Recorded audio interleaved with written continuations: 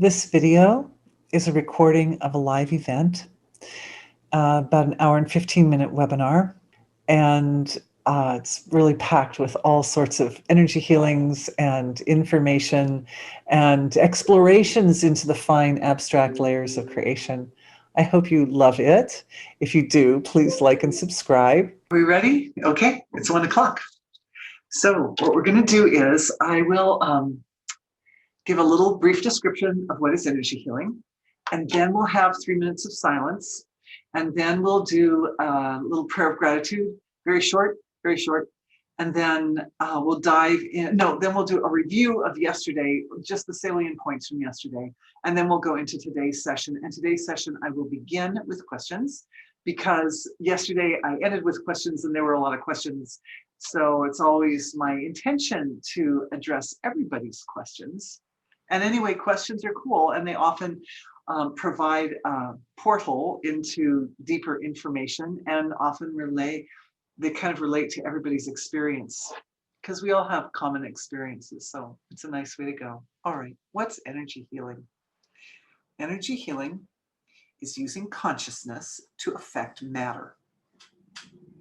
Consciousness affects matter. We know that everything that exists originates from a source of creation, and that source of creation I am helping to define as consciousness. So our consciousness, our awareness, is source of creation material. So when we direct it, which we have this autonomy, we can direct our attention. As individuals, it's like our superpower. We can direct our attention anywhere we want to direct it, and wherever that attention flows, awareness goes, and where awareness goes, also soma flows. And soma, in case you don't know what that is the finest byproduct of digestion, which is not so much used by the body, but is used by the subtle intelligences of the body. So it's not used at a more physical material level of the body, it's used at the subtle consciousness, it's within the field of consciousness, within the subtle range of the body, this soma that's produced by the digestion. It's literally produced like as a byproduct of a physical function or physical process, digestion, but it creates this like really, really, really fine material, and that goes where the attention goes, where the awareness flows, the soma flows, and it wakes up the intelligence in that area. This is part of the mechanics of how energy healing works, that intelligence heals the body, consciousness heals the body, because the body's physical, right? The body's physical, but the physicality of the body is an elaboration of the source of creation doing what it does, which is it creates the field of the relative.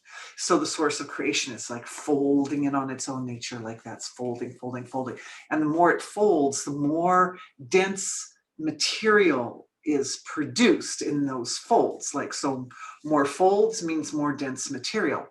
And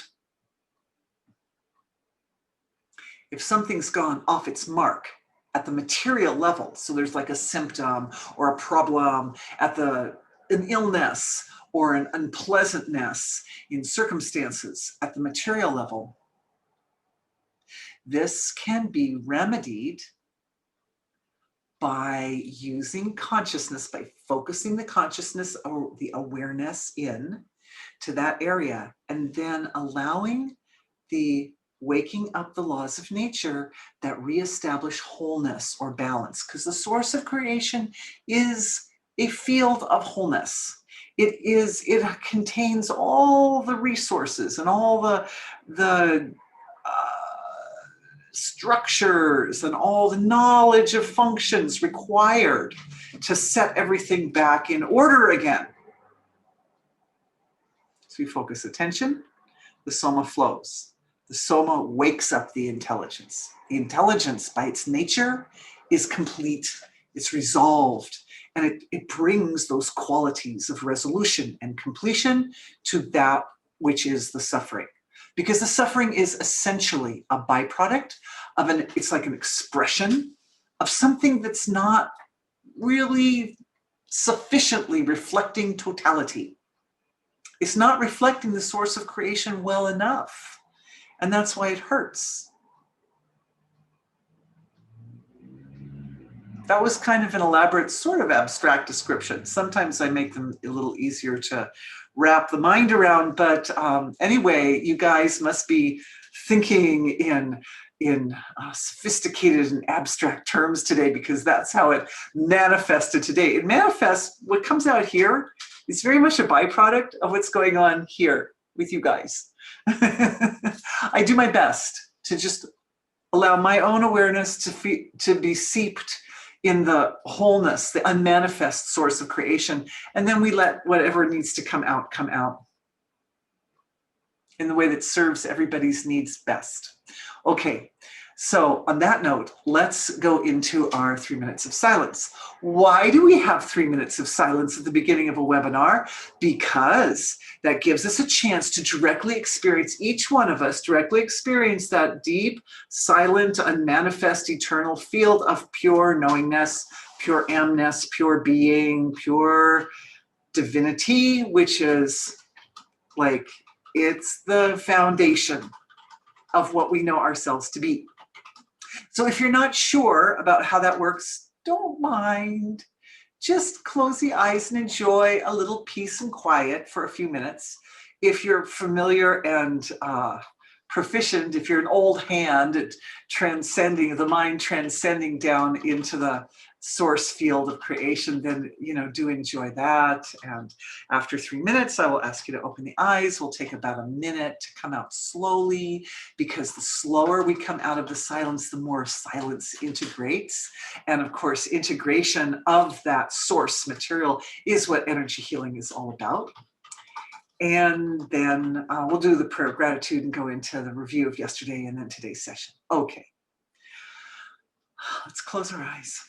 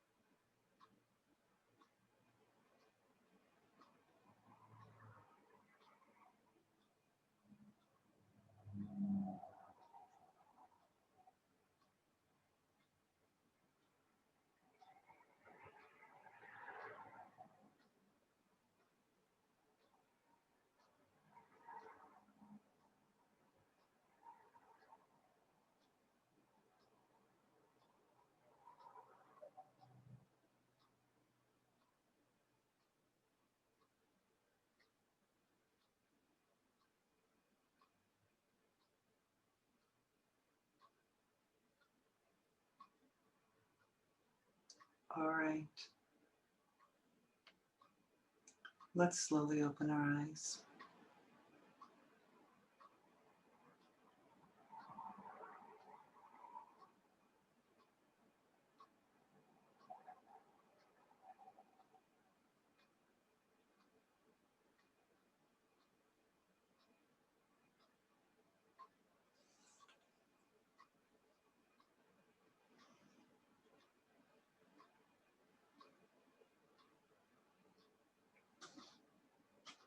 Take your time.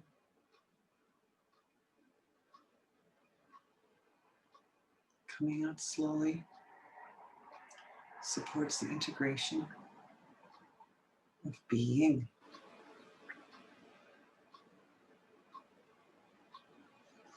It's like the coming out is as important as any other part. Thank you to the source of creation for being everything. Thank you for being our ancestors and all the immeasurable contributions they have made, immense, immense, and immeasurable over the centuries to provide the quality of life that we have today and the presence of our physical bodies. We really can't thank them enough.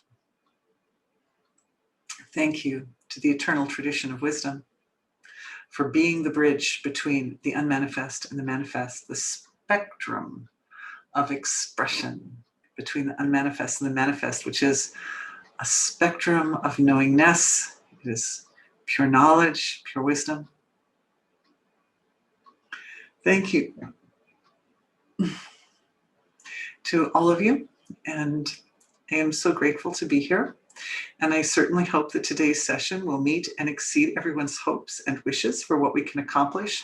Let's hope that we have lots of juicy healings for everybody, and that we can work really efficiently, and that we can spend our time, working concisely and efficiently. We want to get right into the core or the seed of imbalances and address that in the highest and best possible way so that we make good progress at every turn.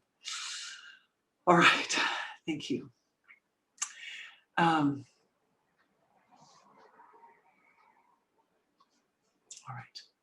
right. Yesterday, I'd say the most important point, from my perspective, the most important point that came out from yesterday's session was that as a person's energy healing potential grows and expands, the process or the technology must become simpler.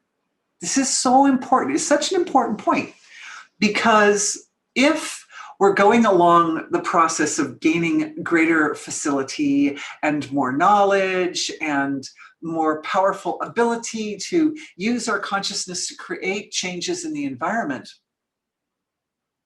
if that process for us as individuals becomes more difficult or complex, then eventually at some point we're going to hit a wall. And that's not a sustainable way to do this. There was something else I was thinking of this morning. It was in meditation. I think I should have written it down. It had to do with comparing. Oh, yes. So I recently watched a video about absolute pitch, people who have absolute pitch.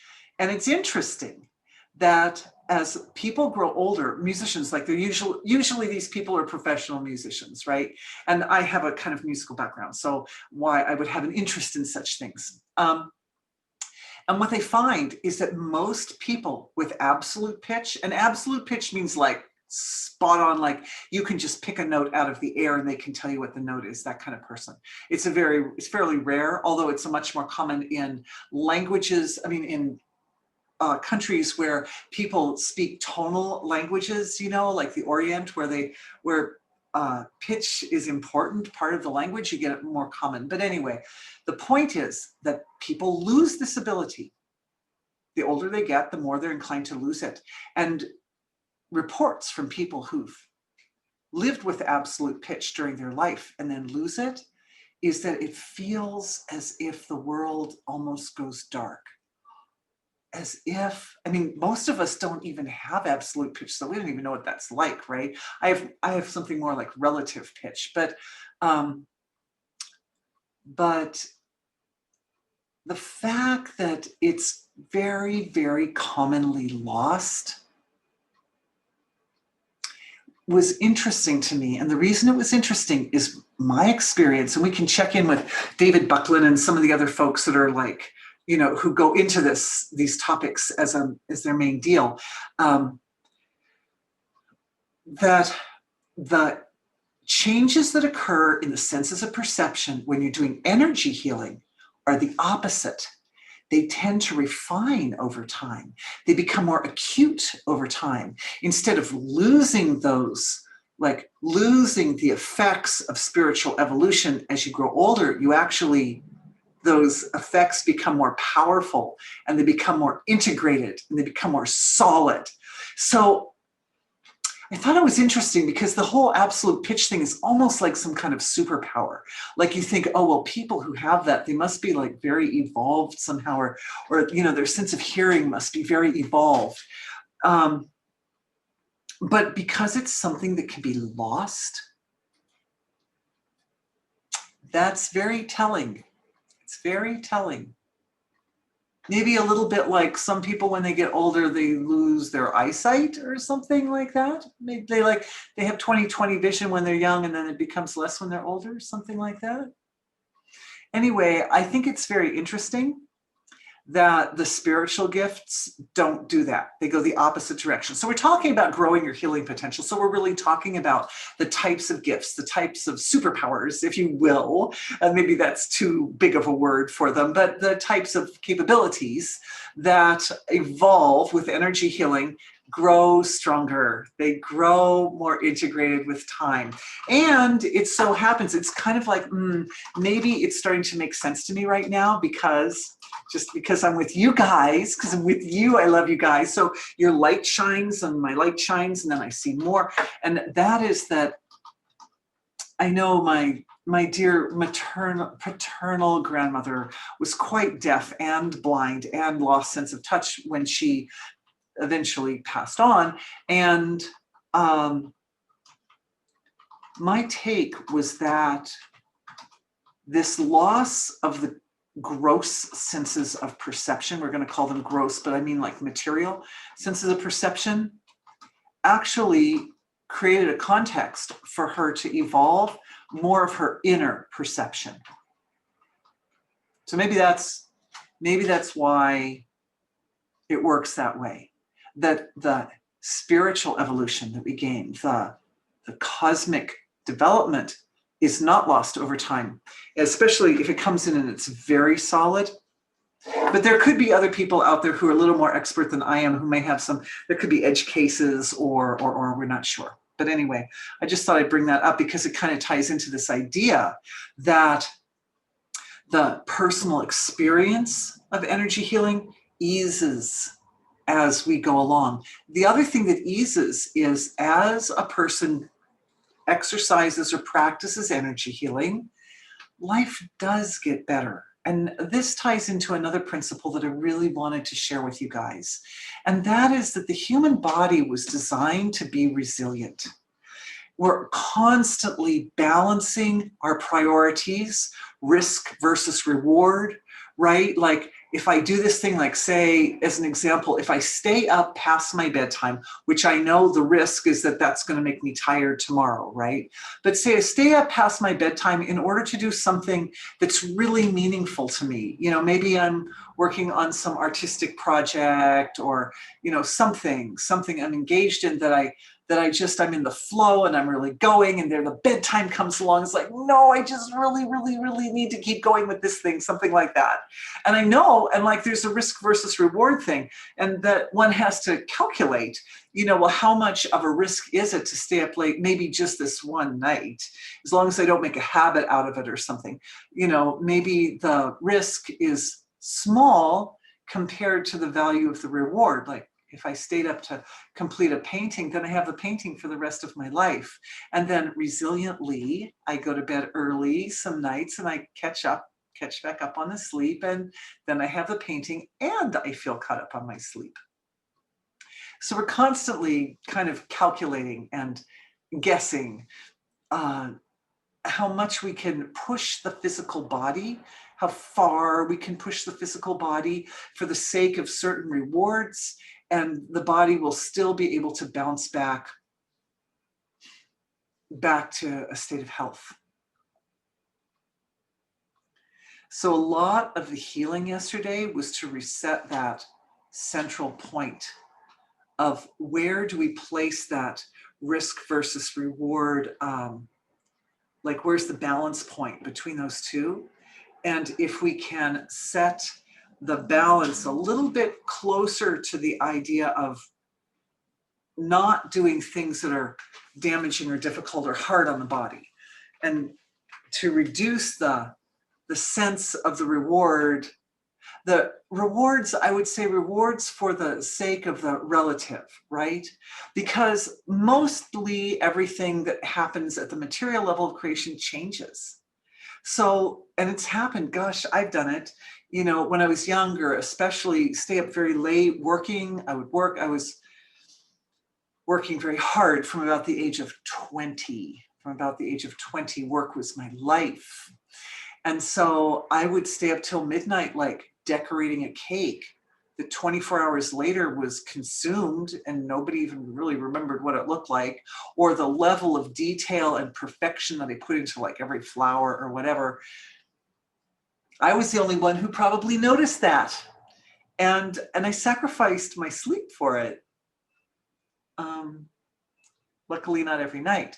But the point is to recalibrate that balance so that the reward of taking really good care of the body becomes calculated in to rewards of other types. I wasn't that practical when I was 20. It was a shift for the heart.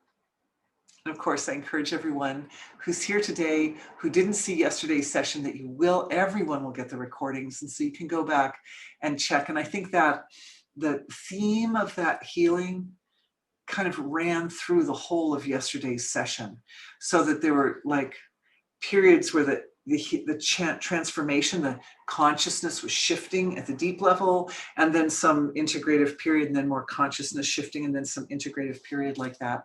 And this is a kind of a fundamental, we would call it a fundamental of energy healing, is that cycle of purification, integration, and then growth. And we can say the growth, and I'm borrowing those words from Maharishi as part of his fundamentals of progress. Stability, adaptability, purification, integration, and growth is a very nice set of 5 principles, but it absolutely applies to energy healing, which is why I'm borrowing it, and but also giving credit where credit is due with such deep respects and appreciation. Yeah, that the growth part is where the consciousness moves from within its own nature. It turns, you know, that song from the Shakers about "'tis a gift to be simple, 'tis a gift to be free," you know, that song. And by turning, we come round right. That's one of the lines in the song. To turn, it would be a delight, for by turning, we come round right. It's a nice song, singable. All right, so that's consciousness turning. That was that awareness, that subtle, delicate awareness of consciousness turning. And I think some healings were also for ancestors. Some healings were also for greater refinement of perception, because in energy healing, it helps a lot to feel for the spectrum of experience between the like material level down to the finest source, home of all the laws of nature, source of creation level, to be well oiled, right? So that it's very easy that just with a little shift of intention, a very small shift of intention, we can go from awareness at the surface to finer down to finest relative into the silence of source, the heart. And I was just feeling a little bit earlier in today's session, a little bit shifting for the heart. So that's very nice. There were a bunch of downloads that came yesterday too. So yeah, I encourage everyone to go back and look at those. All right, let's take a look at some of the questions, because there were some beautiful, really profound. I love the theorists in the group. I love all of you, but I have a special appreciation for the theorists, because my father was a great theorist, and I spent my life very fascinated with, by the way his amazing mind worked. He had absolute pitch. Anyway, quite a person. Anyway, here's this one question, is so brilliant. It says, is there a role for illusion? Does it help us to heal, or does it keep us from healing? That is such a good question, because for a long time in my energy healing practice, I always looked at illusion as just like an enemy. Just like a lot of people kind of look at in modern New Age circles, non-dual circles, people look at ego as kind of like an enemy, or anger as an enemy. And then it turns out, oh, the world isn't actually black and white. You know, there are places for everything and everything in its place. And so I've recently decided that illusion is like that. So the answer isn't so simple, but it's more interesting than, oh yeah, illusion's a bad guy. So the answer is that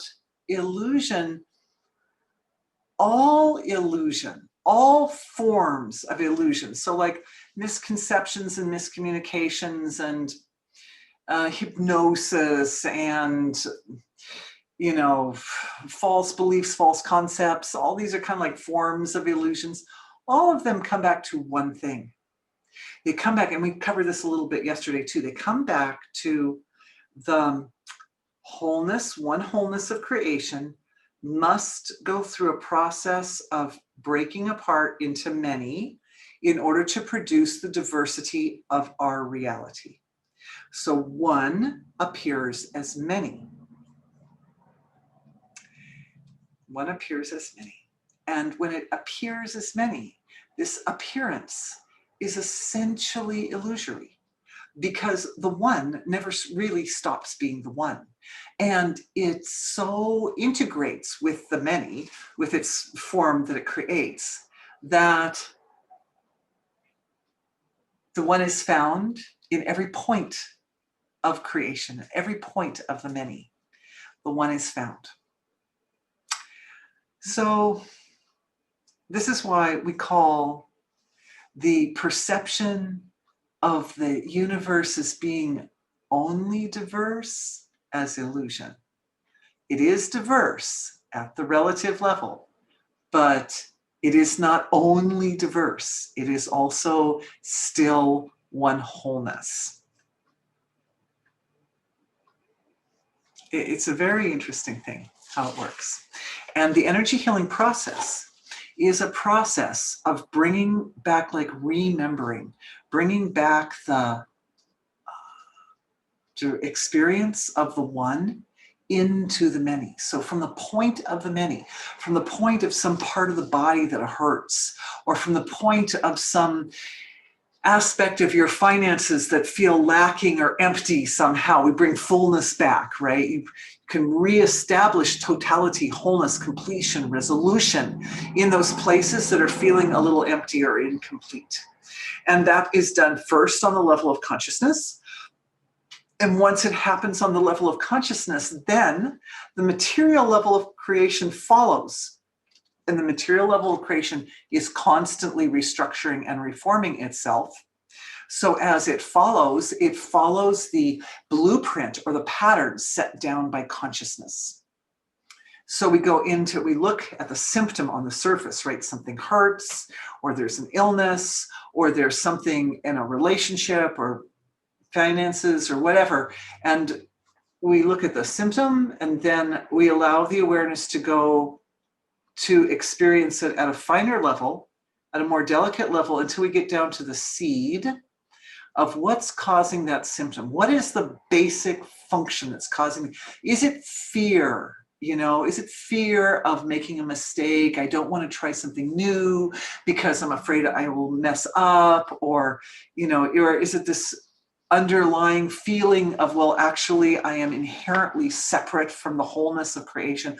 I am inherently separate from the divine, you know, and we worked a lot with that one yesterday, I believe. That often is the fundamental that affects ego, that when the ego is off and it's not being useful, is because there's some element of feeling separate, even down at like the individual end of the spectrum of ego. There's that little individual self feels like not good enough, not divine. So we find the seed, and then consciousness addresses that seed, and it just makes it, it's always just a tiny, at the seed level, it's such a small movement. It's such an inner movement, such a delicate little inner movement. It's just a little flip, like a little flip of a switch to, oh, I see, my little individuality felt like it wasn't good enough. It was separate from divinity. And so we just flip the switch so that the light of divinity shines, and it shines as a byproduct of awareness being right there at that seed. That's how it happens, because awareness is totality, is wholeness. So just have that moment where you realize, oh, that's what it was. Then that just shifts everything. Everything's, it just shifts on that level of consciousness. It shifts and shifts and shifts, and then it's restructured. And then that particular seed that was causing a particular symptom is gone. That means the symptom no longer has a foundation in the field of your awareness or consciousness. And it starts to change and move in the direction of what has been freshly established, which is wholeness. Wholeness, health is wholeness. So sometimes the physical material part, it takes a little while to catch up, right? Because you do the change on the level of consciousness, and then the changing of the material relative, depending on how deep or how long, or, you know, what's the underlying patterning there with the physical material. But, you know, this is why over the course of time doing energy healing, what you find is that everything just gets better. It gets better over the course of time. So does illusion help us heal, or does it keep us from healing? I would say it's different in different circumstances. Sometimes the illusion helps us heal, because it shows us the place where the attention needs to go. And I found that is especially so in emotional damage or in relationships. If you're facing someone, you're facing a situation that you faced before, and it's very painful, and it's like an abusive relationship, something like that,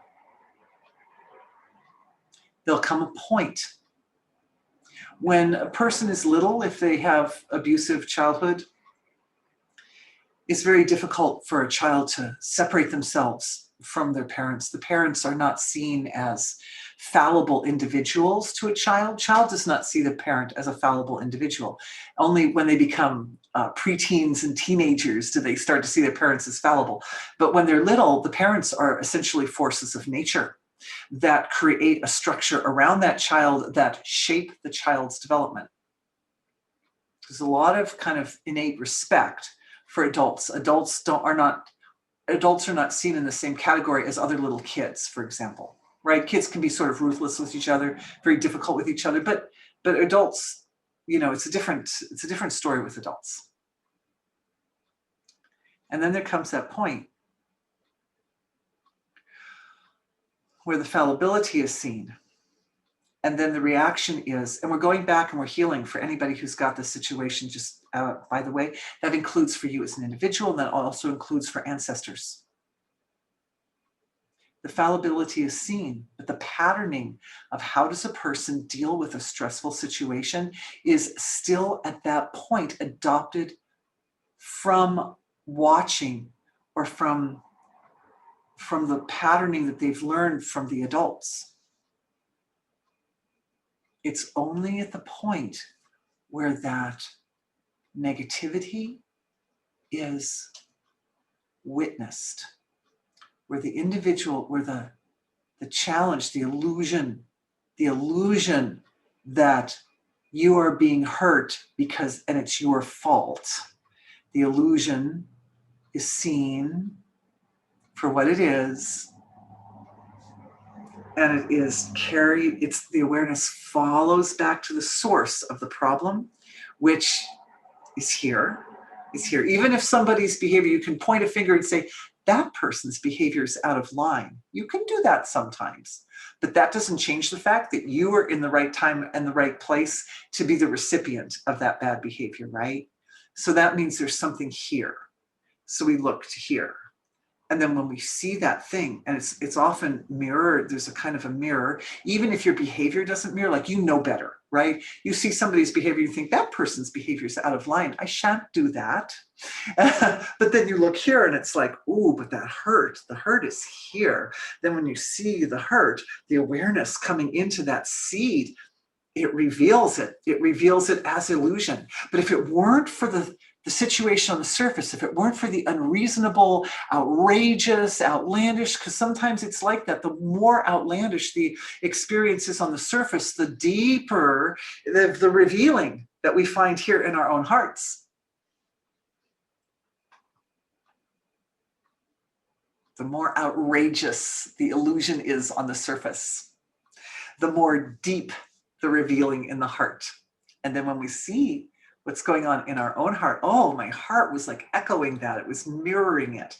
It was reflecting back to myself. Oh, they say that I'm terrible and I'm useless and I'm worthless and I'm disposable. And then it's like, oh, I feel like I'm useless and worthless and disposable, right? So it looks right in there at that thing. And then all of a sudden the light shines on that thing and it's like, oh, wait a minute, but I'm divine being, right?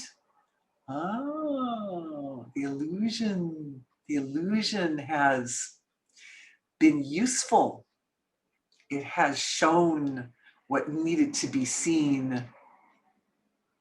Just the seeing alone, in most cases, is enough to set the healing process in order, to set it on its track. And one can only thank the person who was out of line, right? It's like, wow, they sacrificed their personality so that I could learn a lesson. That's a big sacrifice, right? Can only bless and love and appreciate the fact that they would. So does it keep us from healing? Yeah. Sometimes illusion will. Anytime the illusion of separation, the illusion that what's going on in the process of manifestation is the important thing that's going on, more important than wholeness. Anytime that happens, then it covers the wholeness. And anytime the wholeness is covered, then we're losing out on the full potential of what we could be experiencing at that point. The thing is that the process by which the divine creates this creation is so fascinating. It's so beautiful. It's so compelling. It's like one wants to kind of dive in and explore it. Cannot lose track of the underlying reality that there's something that's not manifest at all, that's behind it all. And whatever is being manifest to allow that wholeness to express itself. I'm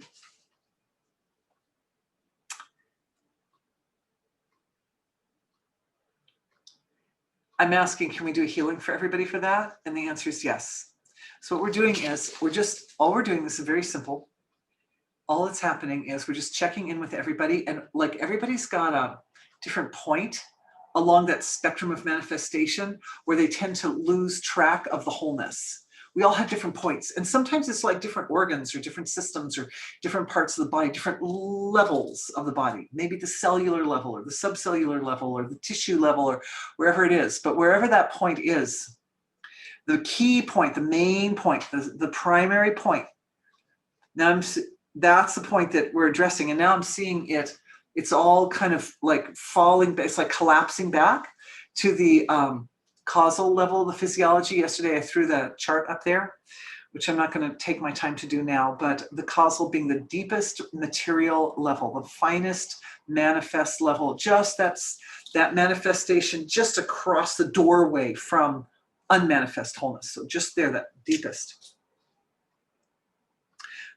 So we're in the spectrum where each person has a point where they tend to lose connection, but then we're also working at the causal level, which is that first initial. And so the healing itself is being initiated at the causal level, and it's producing, what's happening is the causal bodies are producing an impulse of intelligence.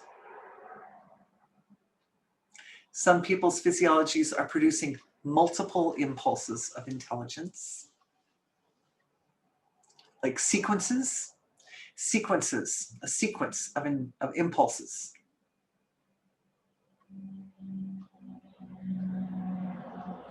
These impulses are impulses of your pure potential. We talked quite a bit about that yesterday too. Your pure potential, because your pure potential is that expression of your physiology, which is closest to pure divine being. It is the closest. So these are impulses of like illuminated expression. It's like showing, like that. It's showing of the pure potential as it exists within each manifest spectrum of the physiology, along that from more fine to more dense, through the tissues. It's a little bit like a self-referral loop of consciousness going from the source of creation up through all the material expression, awakening pure potential at every point. Pure potential, we could say, if we wanted to define it, is the most integrated level of your own being with divinity, with wholeness, with totality. It's the part of you that just looks like the divine. It's the divine you.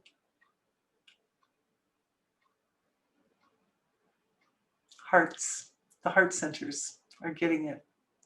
They're enjoying that download. Your heart center, knowing who you really are, not disposable, precious. All right, let's look at another question. That question took a little while, but it was so yummy. Here's a lady who's been wondering if there is a more dense layer still than the one we inhabit. And the answer is absolutely yes, because there is consciousness in every point of creation. Divine being creates the whole universe, and within the whole universe, it's present, wholeness is present, the source of creation, consciousness, pure consciousness is present at every point. And there are lots and lots of places that are more dense than Earth. Earth doesn't have such a big gravitational field, right? But Saturn has a much denser gravitational field. The sun has a much denser gravitational field. And then black holes have really dense gravitational fields. And there's life everywhere. But the idea of there being life in some of these other places ties into the next part of the question, which is, could we be, like, if we live at a less dense level, could we be sort of like, and we think that like, well, angels are less dense than we are, right? So the angels exist like down here at the finest level of manifestation. So the angels can sometimes have an influence that comes up to the surface. And when I say angels, please, for the new people, you must understand, I'm not talking about something outside of you.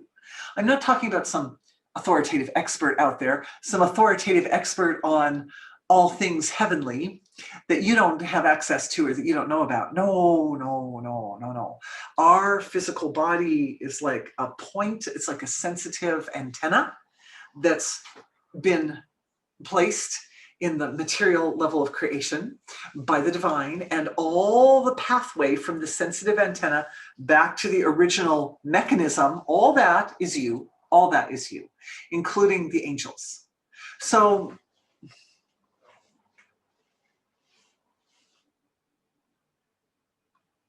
your subtle self exerts an influence that causes the material level to manifest the way it does, to be manifest level to be the way it is.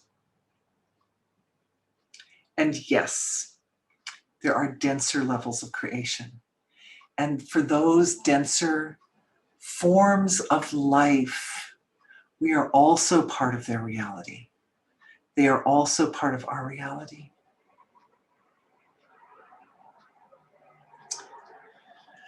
Yesterday, somebody I love very much was reminding me that it had been predicted that as natural law becomes more lively, as consciousness expands, and as our consciousness expands and becomes more evolved, that we will see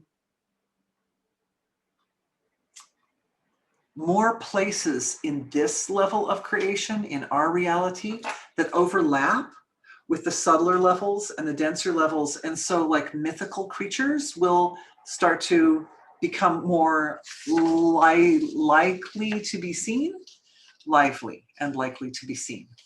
That they'll come up, there comes a point where there's more of an overlap between the subtler levels and the denser levels. And also our senses of perception become more refined. So we can see already some of these forms of creation. For example, at the astral level of creation, consciousness looks like threads or streams or filaments or rivers. Consciousness moves like rivers. Well, if a person's refinement of perception is such that they're actually picking up that information from the web of life, from the astral field directly, then one sees life form that looks like snake-like. And they're alive, the forms, the threads. If I think, I'm going to go to the store and I don't want to end up at the library, I want to go to the store, then I make like a little thread of awareness. It goes over to the store, and it helps me. It saves me from ending up somewhere where I didn't want. Oh, I didn't want to go to the dump. I wanted to go to the store. I didn't want to go to the swimming pool. I want to go to the store. So right, it takes me there. I created it with my own body, with my own awareness, but it has a kind of life in it. It's life force. It's pure life force, and it goes to the store, and then it just keeps going. It keeps going. Our thoughts, our words, our intentions, they keep radiating further and further and further into the universe. The universe is filled with these threads. And some people who see and some people who have certain types of experiences, they recognize like snakes, dragons, because they fly around, right? Yeah, so that's where the idea, the mythical idea of the mythical being, the mythical beast, that's one place where that comes from. For somebody who doesn't understand the dynamics of consciousness and the way consciousness works, how it folds in on itself to create the manifest field, all that seems like a bunch of magic hooey. It's like a bunch of hogwash. My grandfather used to call it hogwash. But it just seems like ridiculous, like just fantasy stuff. But the thing is, if you understand how consciousness works, then all of a sudden these things that have been part of our historically part of the legends and myths that make up the inner story. They describe the inner landscape of mankind and have for centuries upon centuries across cultural boundaries. Then it starts to make a little more sense. And it doesn't seem so much like magic or some kind of silly business or fake or something. It's just another way of describing reality. That's all.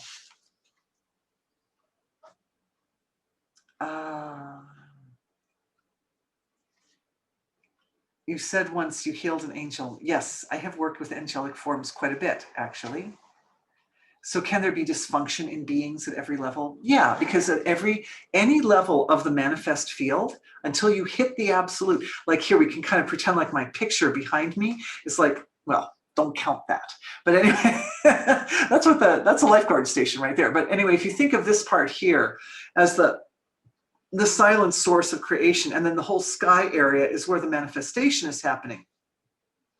You can say anything from the horizon line up has the potential to fall prey to the illusion of separation. And anytime that happens, then there's a potential for wholeness to be reestablished. So you can say like the angels, they just hang out right down here, right next to the field of being, the ocean of consciousness.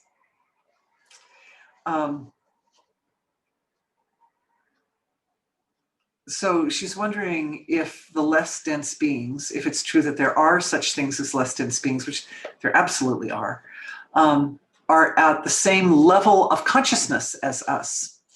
And the answer is no, it's different. I mean, they can be. It depends on how you measure evolution of consciousness. It depends on how you measure it. And we can measure it in different ways. We can measure it in how expanded is the consciousness. We can measure it in how refined is the perception. We can measure it in how integrated is wholeness with the whole manifest area, the senses of perception and the levels of experience. So lots of different ways of measuring it. And I would say that it's a big universe and it's a field of all possibilities. So anything can be measured or anything can happen at any level. So you can get a creature, a being with a very fine physiology, almost hardly manifest, is almost like pure energy body, who has some very big illusions stuck with them. And their consciousness is unable to expand in a certain area. And by going into that relationship that you have with that structure of creation, which is also part of your own being, and bringing wholeness back, it opens up the experience for yourself. It opens up the experience for that form of consciousness, which sits at a very fine level. You can think of it as like organs of your own body, subtle organs, subtle, like chakras or subtle organs, right? Yeah, okay. Another question, what does it mean if you have nerve burn around the torso, front and back, but more in the back? All right. This imbalance, this would be an imbalance in the nervous system. And of course, it can be different for different people. Some people have it more like itching. Some people have it more like a kind of pain or burning feeling.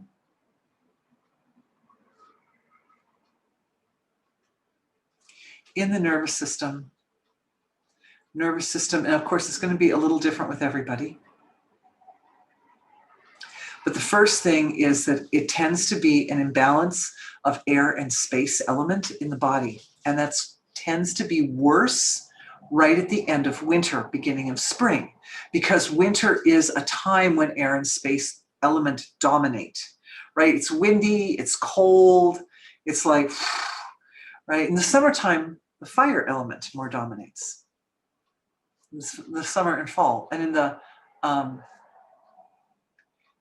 checking if she's in the northern hemisphere, the southern hemisphere. In the springtime, more the earth and water elements dominate. So when the air and space dominance become too much, like imbalanced, then the result is that the itching and the dryness, like skin gets dry, these kind of things. But in the nervous system, what I'm seeing, I'm just taking a little dive in. I keep closing my eyes because I'm looking with my inner eyes into that nervous system. What I'm seeing is there's kind of a reaction in the tissues. It's not enough, it's like not enough oil. Omega-3s are very good. That's on a gross material level. But at a deeper level, there's a kind of anxiety that's in the nervous system that gives rise to this. And the anxiety, what it looks like to me, is born of, and it's interesting, it's like sometimes we get these themes. We get, I don't know if you were with me last night, dear, but if you were, this theme came up a little bit yesterday too, putting a lot of pressure on oneself to try to achieve at certain levels. And these are material achievements. This is like me staying up till midnight working on somebody's wedding cake or something so that every single flower is absolute perfection. And then the next day people just rip into it and they just cut it apart and eat it. You know, it's like, why did I really lose that night's sleep? You know? I mean, you know, something to be proud of. Maybe somebody might have taken a picture. I didn't have a camera back in those days, so I never took pictures of my creations. But like that high pressure to achieve, that high It's like a continuous internal pressure.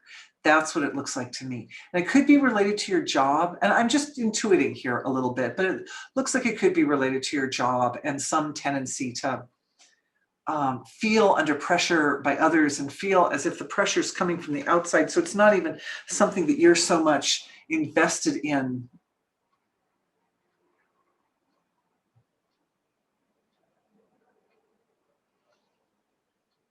Remember, all relationships are relationships of the divine with its own nature.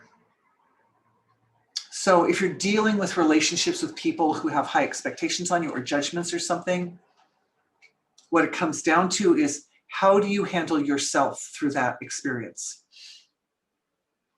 And know that in a sense, the people and what they do is very much a reflection of their own inner dialogues and their own inner belief systems, like paradigm. We talked about that yesterday. So beautiful. Again, I credit where it's due. You know, sometimes a lot of the really interesting creative ideas that I come up with that I present to you guys, some of them are born of conversations that I have with a particular child of mine who tends to be a philosopher and a deep thinker.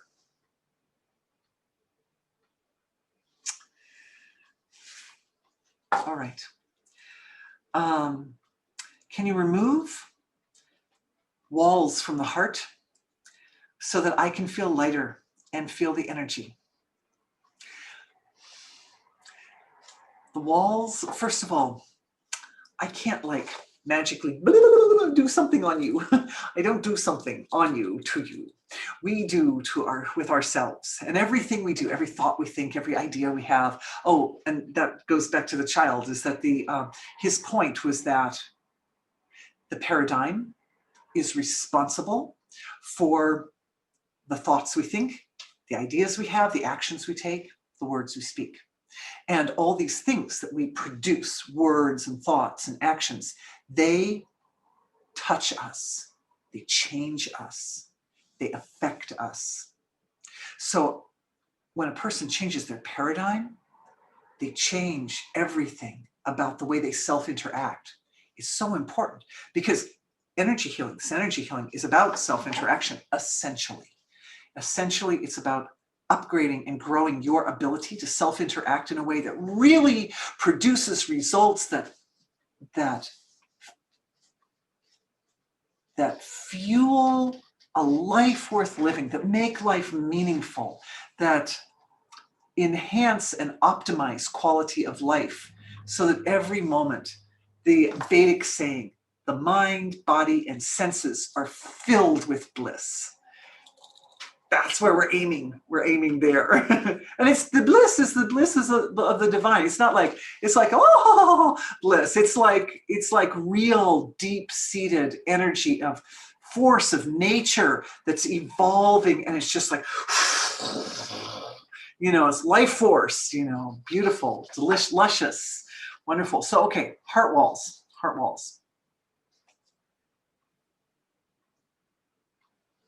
We put the heart walls up ourselves, you know, in order to protect against wounding, emotional wounding. So only each one of us can take down those walls. But the dissolution of the walls is a byproduct of gaining self-trust. It's through trust.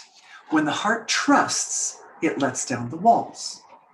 So what you can do, what we can all do, and this is such a, I'd say, a fundamental of energy healing, is learning how to create or how to activate. I'd say activate is a better word. Your sacred healing space. Your sacred healing space, and we talked a lot about this yesterday, I think, the sacred healing space, all put in perspective. So you can go back and double check some of the fundamental, the foundational work for what I'm about to say. But your sacred healing space is that place in your own being where you are with your essential truth. And what is your essential truth? Your essential truth is that one source of creation is creating all of this. And there's no part of this that is not that. That divine source All of this is that. All of this. All of this. All of this. All of this is that. So what does this do? This folds in on its own nature and it creates the creation. And just as we have created walls in our heart to protect ourselves from the outside, we learn to position ourselves internally in a context which is so safe that with yourself, you are safe. Yes, we have to be smart and we have to be wise and we have to not put ourselves in danger's path, right? But with yourself, you have absolute autonomy over how you deal. And most of the healings, as I said yesterday, were oriented toward, I'm going down to the layers of questions over here. Most of the healings yesterday were oriented toward improving the relationship that you have with yourself, because that really, I would say, is the fundamental for growing your healing potential. The safer you are with yourself, the more you're able to trust your inner guidance, right? Your intuition, but also your sense of who you are, essentially, your essential self. The better you're able to know your essential self, the better you're able to therefore create that context in which the body can heal really, really efficiently without self-sabotage, without blocking itself up. That happens here in the heart energy center. And it's okay. It's like, this is the key to your treasury. Your ability to have autonomy over the definition of whether you are loved or not. That's the key to your treasury right there. I'm explaining to everybody, I'm showing everyone, this is the key. You don't give it to anyone. You don't give it to anyone. The key to your treasury is your ability to define whether you are loved or not and how much you are loved. It's tempting.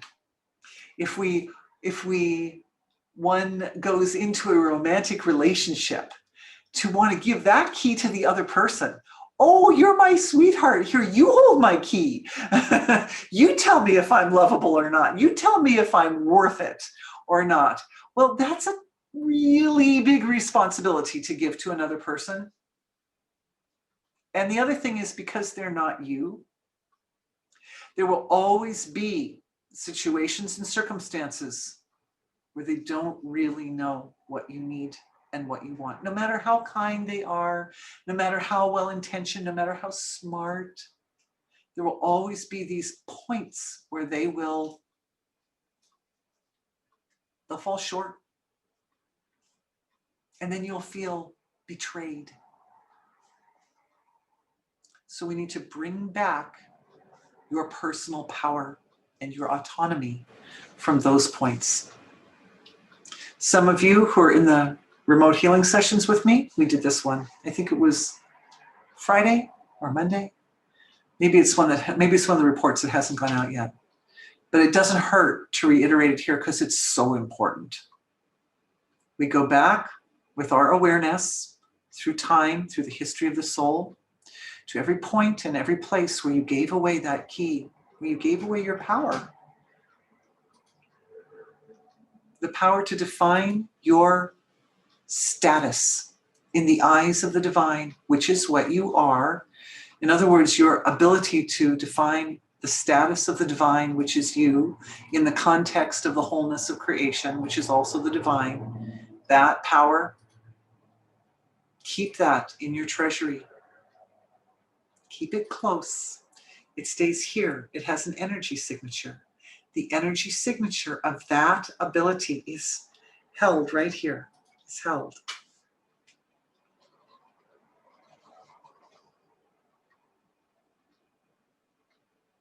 Every point where that happened, yourself now, your big self now, can go back and embrace you in that sort of loving, safe space of your healing center, your healing energy, and can support the reclaiming of that power. Just that one power is such a big, it's a superpower. It's a superpower. It doesn't mean you don't have nice romantic relationships with people. You can still have romantic relationships, but whatever love they give you is just frosting on the cake. It just, they enjoy that experience, right? We talked about this before. When someone loves you, they experience that expansion of heart thing that's so wonderful. They experience it. What do you get? Oh, they gave you something nice, or they said something nice, or they gave you a kiss, or whatever, whatever, whatever.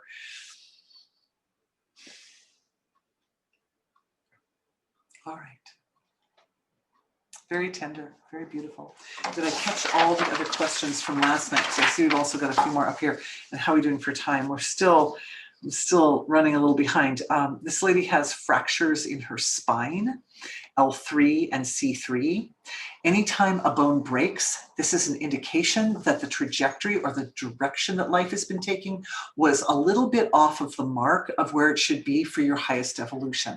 So the bones will break when kind of like a readjustment, like you're kind of going along, you get off your mark, and it's like it pushes you back straight. So that the trajectory of the soul is realigning with the trajectory of the divine. L3 connects in with knees. Knees are the way that we extend ourselves through into our evolutionary experience. So the L3 broken bone was to the healing of that, the body intelligence that heals the bones. It's a very beautiful intelligence when the bone breaks. And I know because I've had several broken bones in my life. And when the bone breaks and then the healing energy that heals the bone is there, it's a very stable energy. It's really a beautiful energy that helps create more strength, more inner strength. So the L3 is related to the way you extend yourself into your evolutionary path. And so that healed. The C3 is here, it's in the neck, and that's associated with times when what was happening was, and this is me inferring from based on the part of the body, because every part of our body reflects the divine story. It reflects the story of the creator creating the creation, right? That thing I've described so much, that cycle. The C3 is the part of the neck that's associated with when you feel burdened and taxed, and you feel like people are having expectations and judgments on you that you can't seem to come up to, or that you're giving and giving and giving and giving, and people don't even seem to notice or appreciate like that. And it's just, it's like life becomes a bit burdenful. So, when I look at these two, the L3 and the C3, that's what I see, is that somehow this idea that, well, people around me seem dissatisfied and they want more from me. So I'm going to meet that situation. My evolutionary trajectory, I'm going to line it up with this idea that I'm just going to give more, just going to give more and more and more like that. And that somehow will solve this problem. And then the L3 broke because no, it's not about working harder. It's about working smarter. And it's also about becoming a little bit less of that martyr mentality and a little bit more into honoring your own self-protection and self-care. And I see this lady said that it turned out to be a blessing in the end, because she is now being trained for a different position, and she's going to be doing a different job now. Yay! So that's good. One lady says that she has dizziness, feels it mostly in the mornings, and also if she walks, if she goes out and does a lot of walking, but then it goes away if she settles down and meditates or does some quiet activity, and it seems digestive. So what I'm seeing here is there are impressions left in the digestive system, looks like from a fairly long time ago. Could be that you at some point suffered with something in the digestion, something like an infection of some sort, could be like amoebas or Something like that, mold possibly, that left an impression. When I look at the digestion right now, the digestion looks as if it no longer holds those imbalances, but the impressions and memory patterns are still in the digestion. So that means the imbalance is sitting in not as a physical material imbalance, but like more of a subtle imbalance. And just addressing that. A lot of self-forgiveness. It looks like there's definitely a sense of remorse, of having self-sabotaged, of having allowed yourself to get into a position or a situation where you could become vulnerable in that way. And that forgiveness is, there's like a download of like treating yourself emotionally with so much more kindness is coming into the heart energy center. Of course, these impressions and memory patterns being very subtle, they are affecting, again, the air and space element. And for those of you who have Ayurvedic, some knowledge of Ayurvedic backgrounds, that would be Vata imbalance, right? The Vata dosha, there are 3 doshas in Ayurveda that are comprised of the 5 elements. So air and space make Vata, fire and water make Pitta, and water and earth make Kapha. And so the Vata, it got out of balance. And it's these impressions and memory patterns that have this, like, there's also fear. The discordant feelings of fear are kind of attached.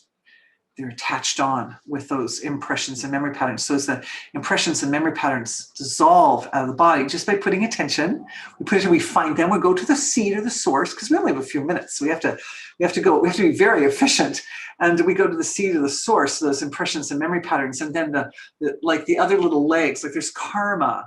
And karma is like a knot of those threads I talked about earlier, remember, in the web of life. So the knot of threads goes around there and it ties in the fear and the impressions and memory patterns and the remorse and the feeling like I did myself a wrong turn, like I betrayed myself or something. All those, they make like a little knot, but then the awareness goes in and it finds that mother thread. And the mother thread is that somehow, because I got into that situation in the first place, that's proof that I'm not divine being. That's the mother thread right there. So that mother thread, once we've identified it, it suddenly seems like, well, of course, that's silly. That's an illusion, right? Because divine being does it. Divine being wants to experience everything. And sometimes it experiences things that are sort of intense or difficult or challenging, but then it goes through the process of integrating the divinity more in that area, because that's where the imbalance was. So eventually, whether it's this lifetime or another lifetime, we go and we undo all those imbalances, and divinity shines, it shines, and it's stabilized in the relative field of creation. And then such beauty comes out of that. You are so beautiful.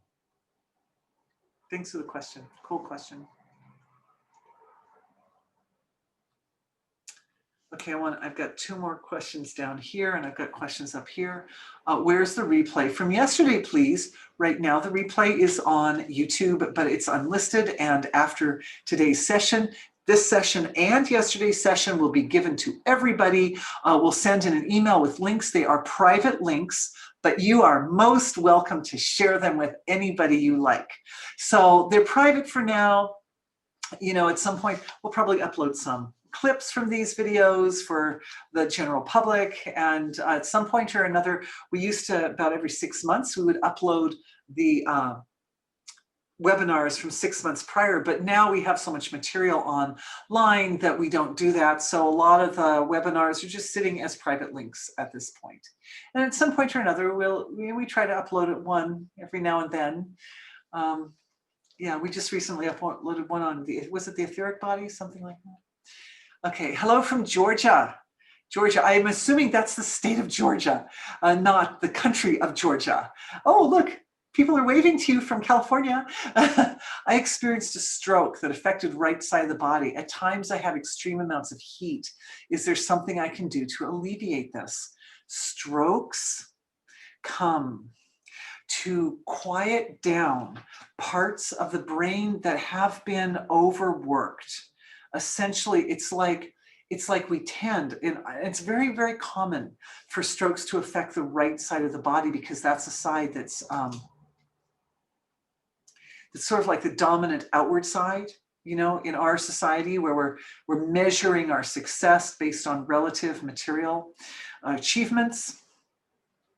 But what it's doing is it's a way that the body has reconfigured itself in order to provide you to create a context or opportunity for you to start to lean more into the other parts of the brain, particularly the left side of the brain, which is by far the side that gives rise to more spiritual experiences.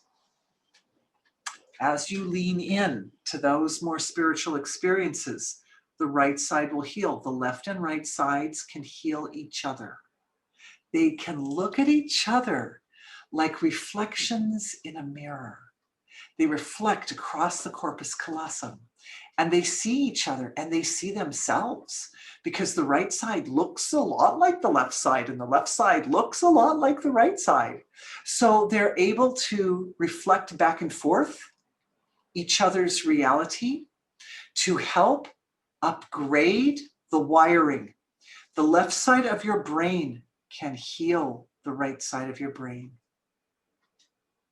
That's just because it's so fascinating. I think there may be a video up there on YouTube somewhere where I talk about this and I go through a whole big old healing for it, but look at our time. We're already out of our time. I want to get to at least one more question. So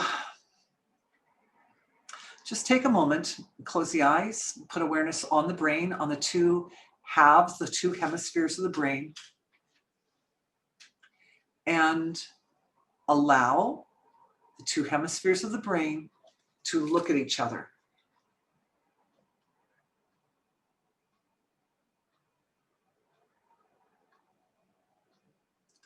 The more the right side and left side look at each other, the more integration occurs between the two halves of the brain. You probably are feeling that. The integration feeling.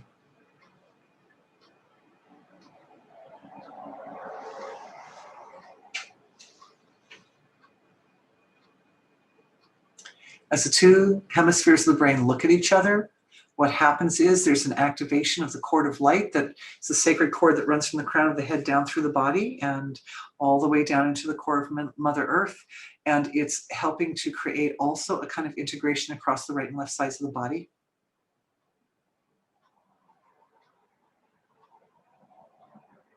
Definitely all the chakras are kind of lighting up and activating as a result of this process.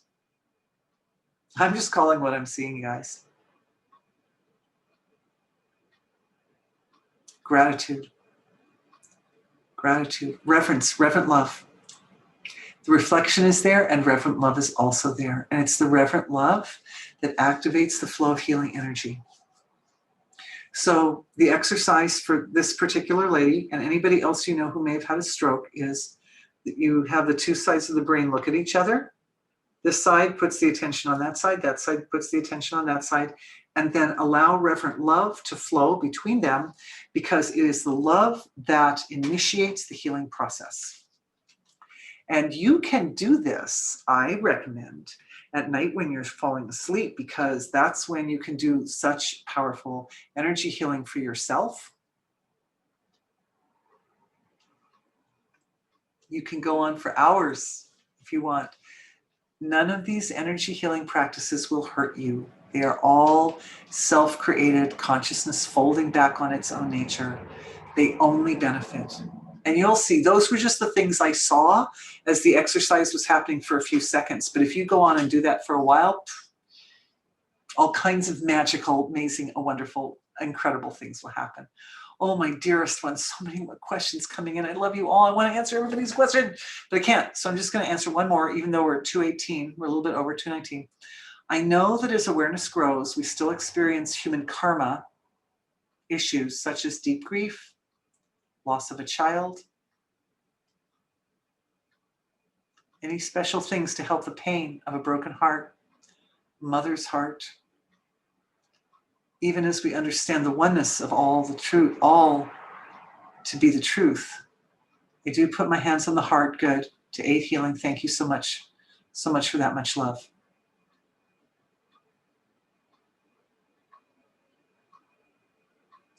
Lost. What does it mean, lost? Lost means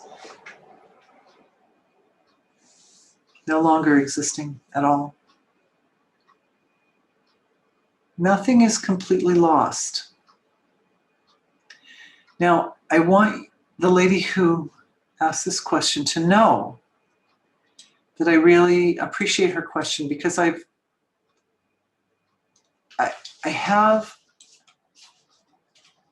it's a very intimate question.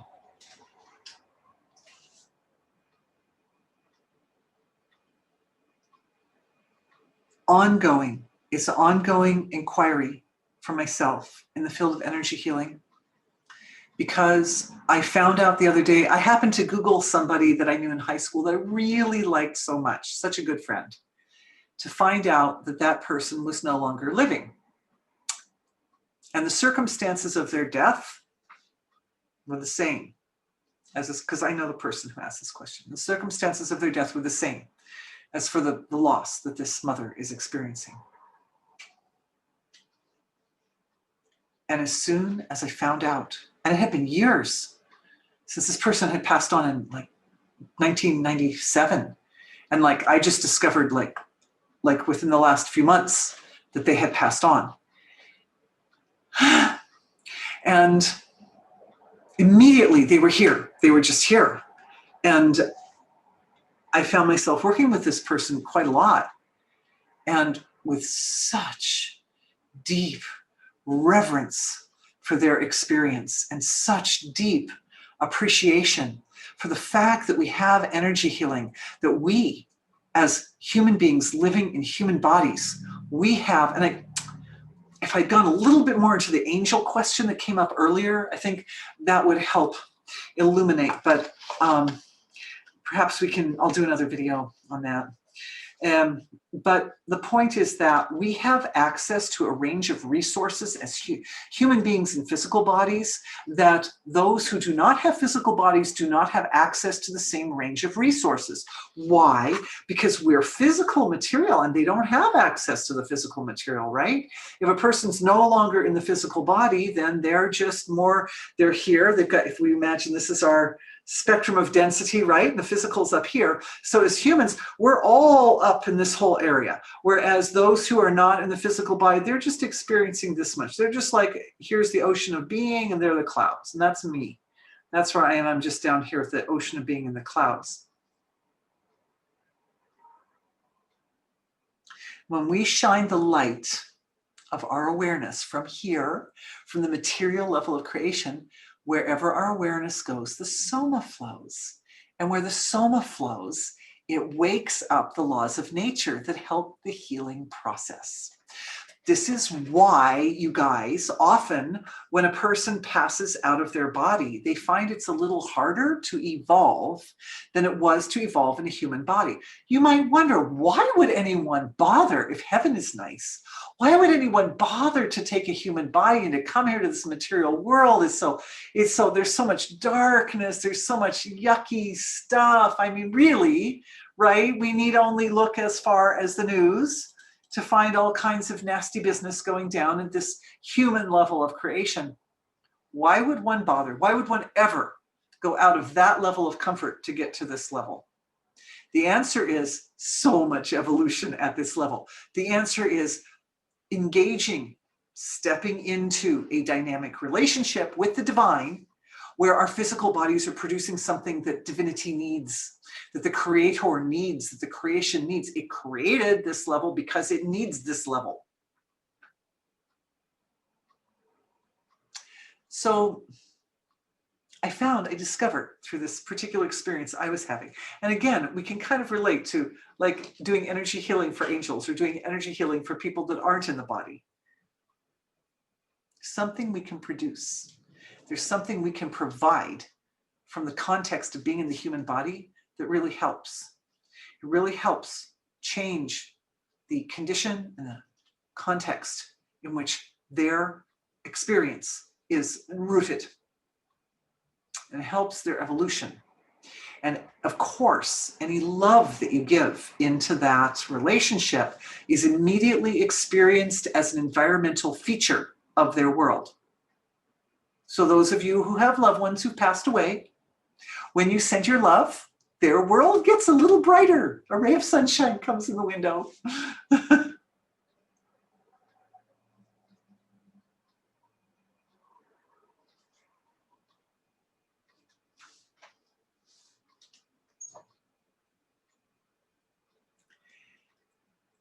Healing yourself is one of the best things you can do. Healing any feelings of self-blame or remorse or regret or, oh, I should have done it differently or whatever. In our family, there was recently a tragedy where an irresponsible father did something, I won't go into detail, in order to protect members of the family, but this happened. It was on the father. Will he ever forgive himself?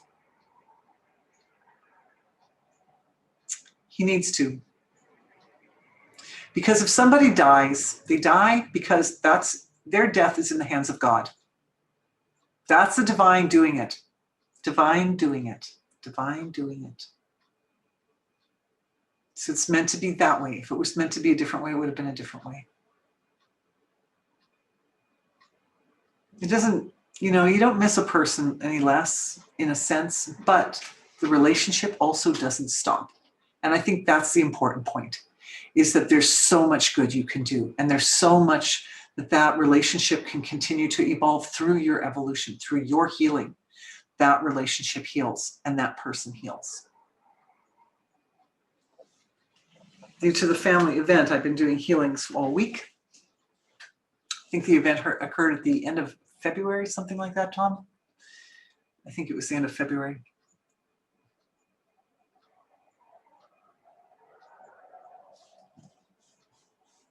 It's kind of a sad note to end on, but the sad note contains a ray of hope. And the ray of hope is that our own personal evolution has far more impact on the experience of loved ones who've passed than we might ever guess. So I was going to say don't take yourself lightly. I'd rather say it doesn't hurt to take yourself lightly from time to time. But I would say don't underestimate your power as a being, and your role, the importance of your role in creation. Because merely with the slight shift of intention and a slight change in the direction of awareness flow, we change. We can heal the world. We can heal the world. We can make so much good. We do so much good. Thank you for having the courage to bring your tenderness to this live webinar before everyone. Thank you, everybody, for being here with me. I really appreciate it today. It's been a really sweet time.